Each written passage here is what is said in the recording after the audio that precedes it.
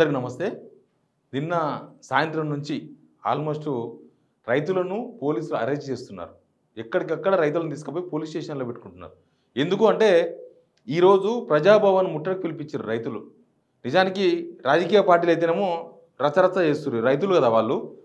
మేము ప్రజాస్వామ్యబద్ధంగా చేస్తామని వాళ్ళొక గ్రూప్ క్రియేట్ చేసుకొని ఆ గ్రూప్ ద్వారా కొంతమంది ఆదిలాబాదు, కరీంనగర్ జిల్లాలకు సంబంధించిన రైతులంతా పోవాలి ప్రజాభవన్‌కు. ఈ రుణమాఫీ గురించి ప్రభుత్వానికి చాలా విషయాలు చెప్పాలి. ఎందుకంటే వీళ్ళు ఒక్కొక్కరుగా మాట మాట్లాడుతున్నారు కదా. అగ్రికల్చర్ మినిస్టర్ అయిపోయిందంటాడు, సీఎం నడుస్తుందంటాడు, పొంగులేటి ఎప్పుడో అయిపోయిందంటాడు, 31,000 కోట్లు అయిపోయిందంటాడు, ఇండిల్లు తిరిగి సమాచారం అంటాడు, మీరు 2 లక్షలు కట్టారు, మిగతా ఈ అప్పు కట్టండి, మీరు 2 లక్షల రూపాయలు కడతామంటారు.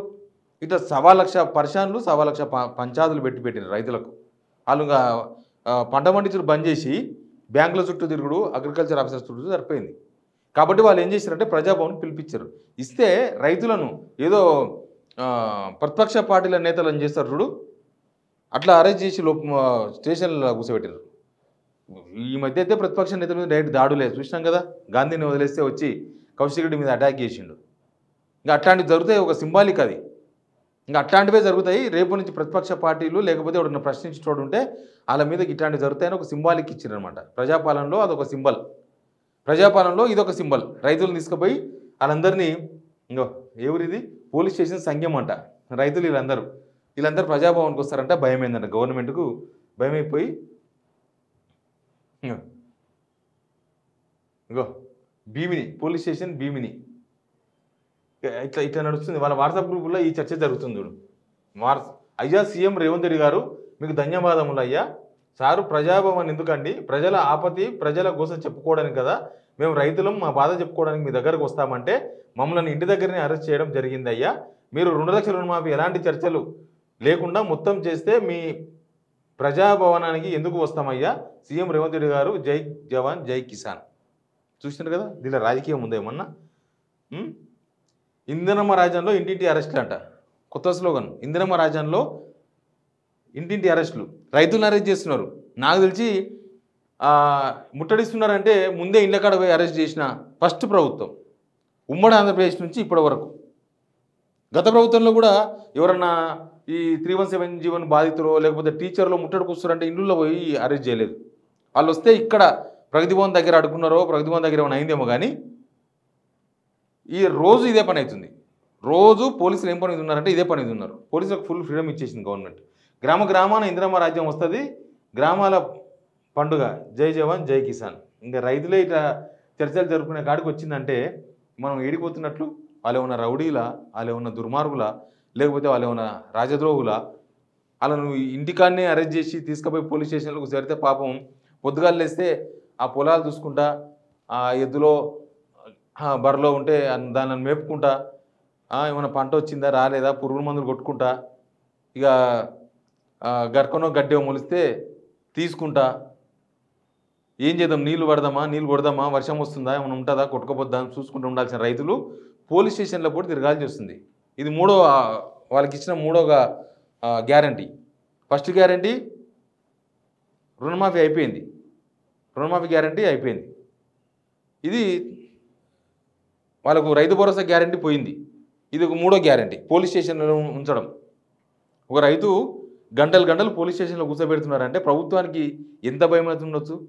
రాని వస్తే ఏమవుతుంది? ఎంతమంది రైతులు, చాలామంది రైతులు ఉన్నారు. కొన్ని జిల్లాల నుంచి కొంతమంది రైతులు వస్తారు. వస్తే వాళ్ళకి సమాధానం చెప్పలేదా ప్రభుత్వం? వాళ్ళు ప్రగతి భవన్ కాడికి వస్తే, ప్రజాభవన్కి వస్తే, ప్రజాభవన్లో ఉంటారు కదా, డిప్యూటీ సీఎం బట్టి విక్రమార్క గారు ఉంటారు, తర్వాత సీతక్క గారు ఉంటారు. చిన్నారెడ్డిని ఒక ఇన్ఛార్జిని చేసినారు, హాస్టల్ వార్డెన్ చేసినట్టు పాపం. చిన్నారెడ్డి ఒక హాస్టల్ వార్డెన్ లేక ప్రజాభవన్ వార్డెన్ ఆయనకు డ్యూటీ ఇచ్చారు. వాళ్ళందరూ పెద్ద పెద్ద మనుషులు ఉంటారు, వాళ్ళు సమాధానం చెప్తారు. వాళ్ళు సమాధానం చెప్పలేరంటే ముఖ్యమంత్రి ఉండొచ్చాడా, లేకపోతే అగ్రికల్చర్ మినిస్టర్ ఉంచండా, లేకపోతే ఫైనాన్స్ మినిస్టర్ కదా ఆయన బట్టి విక్రమార్క ఆయన ఉంటాడు, ఆయన చెప్తారు కదా లెక్కలు. ఇట్లా రైతుల ఉసురు కూడా కొట్టుకుంటే ఎట్లా? మీరు రుణమాఫీ చేసేసినామని జబ్బలు తెరుచుకుంటున్న టైంలో రైతులకు సమాధానం చెప్తే పోయేదేముంది? రైతులకు సమాధానం చెప్పండి. రైతుల దగ్గరికి మీరు ఎట్లా పోలేకపోతున్నారు? ఉత్తగా హైదరాబాద్లో ఉండి మాట్లాడడం తప్ప, హైదరాబాద్లో ఉండి పొంకనాలు కొట్టడం తప్ప అయిపోయింది రుణమాఫీ, రాజీనామా హరీష్ రావు, అయిపోయింది రుణమాఫీ, మొత్తం అయిపోయింది, మొత్తం రైతులకు అందరికీ లక్షల రూపాయలు గుమ్మరించేసినాం మేము, ఎంత 22 లక్షల మందికి 17,000 కోట్లు చేసేసినాం అని చెప్తారు కదా పొద్దుగాలు ఇస్తే. మరి వచ్చిన వాళ్ళకి సమాధానం చెప్పండి. మీరు ఇప్పుడు రుణమాఫీ మొత్తం అయిపోయింది, కానులు తక్కువ మంది ఉన్నారు కదా మీ లెక్కన, మరి వాళ్ళకి సమాధానం చెప్తే అయిపోయాయి కదా. రైతులను పోలీస్ స్టేషన్లో పెట్టిరంటే మిమ్మల్ని ఏమనాలి ఇంకా? ఆ రైతులు ఊరూరా మీ మీ పార్టీ అధ్యక్షులు ఉంటారు కదా, వాళ్ళని కూర్చోబెట్టండి, వాళ్ళ సమాధానం చెప్తారు చూద్దాం. రుణమాఫీ విషయంలో మీరు నాలుగే మర్త పెట్టినంత ఈజీ కాదు రైతులకు సమాధానం చెప్పడం. అందుకే రైతుల దగ్గరికి మీరు పోతలేరు, అలా హైదరాబాద్కి వస్తామంటే రాణిస్తలేరు, అందుకే అరెస్ట్ చేసింది రైతులను. ఇంకా రైతులు గమనించాలి ఏమవుతుంది. మాది రైతు రాజ్యం, పంచగట్టుకున్నంత మాత్రం రైతులు గారు స్వామి, పంచలు కట్టుకొని మేమంతా రైతులు కొంతమంది చెప్తున్నారు. పంచలు కట్టుకుంటే రైతులు గారు వైఎస్ రాజశేఖర గారు, ఇది అంతకన్నా గారు. కాబట్టి రైతులకు అరెస్ట్ చేసింది ప్రభుత్వం, రైతులను అరెస్ట్ చేసి పోలీస్ స్టేషన్లో పెట్టినరు. దీన్ని తెలంగాణ సమాజం గమనించాలి, ఇది కరెక్ట్ కాదు. ఒక స్టేట్మెంట్ ఇవ్వమనండి ముఖ్యమంత్రిని, లేకపోతే అగ్రికల్చర్ మినిస్టర్ను ఒక స్టేట్మెంట్ ఇవ్వమని చెప్పండి. రైతులు ఎవరు ముట్టడికి రావద్దు, మేము సమాధానం ఇవ్వలేము, లేకపోతే మీకు ఒక వారం రోజులు టైం ఇస్తున్నాము, ఈ వారం రోజుల లోపల మీకు మొత్తం రుణమాఫీ చేసేస్తామని చెప్పమని చెప్పండి చూద్దాం. ఆ దమ్ము ధైర్యం అని ఉందా ప్రభుత్వానికి? చిత్తశుద్ధి ఉందా రుణమాఫీ మీద? ఇవి ఏమీ లేవు. ఉత్తగా మొన్ననే ప్రజాపాలన అని చెప్పేసి మొత్తం జాతీయ జెండాలు ఏరి. ప్రజాపాలన అంటే మరి ప్రజలనే అరెస్ట్ చేసి లోపల పడేసినాక ఇది ప్రజాపాలన ఎట్లయితుంది?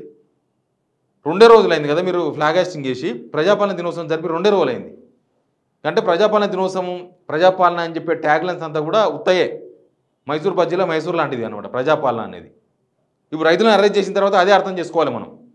వీళ్ళు రైతులనే అరెస్ట్ చేసినారంటే ఇంకా వీళ్ళు ఎవ్వరిని ఉంచరు, ఎవరు నోరు తెస్తే వాళ్ళని తీసుకొని లోపల పడేస్తారు, ఎవరు మాట్లాడితే వాళ్ళని తీసుకుని అరెస్ట్ చేస్తారు. ఇది జరుగుతుంది ప్రజాపాలనలో. మచ్చుకు స్టార్ట్ అయినాయి ఇప్పుడు మొత్తం ఏం జరుగుతాయి అనేది. ప్రజాపాలన అంటే ఏంటంటే ఇవే, ప్రజాపాలనలో ఇది ఒక guarantee. Please subscribe signal TV.